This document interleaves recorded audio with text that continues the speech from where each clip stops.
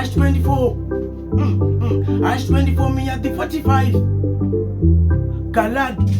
Na wana de mashura. Chisinga topere chino shura. Karoziva munu anofema anusura. Ukaona chimuko chisinga de mari mashura. Ukaona mkwasha wa matike moto mura. Mashura. Kunzi woli tina peza dance. Mungatanga papu tena enzo.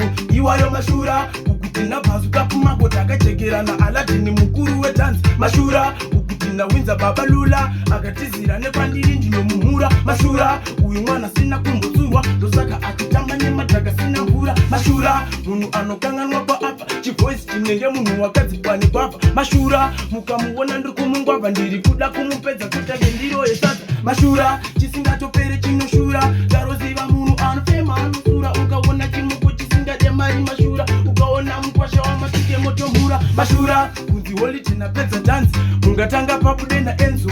Iwayo mashura. Ukutina bazuka pumako takachekera na aladini mukuru we dance. Mashura. Ukutina wiza babalula. Agatizira nepandiri ndino muhura. Mashura. Uyu mwana sina kumbutsurwa. Dosaka atitamba nema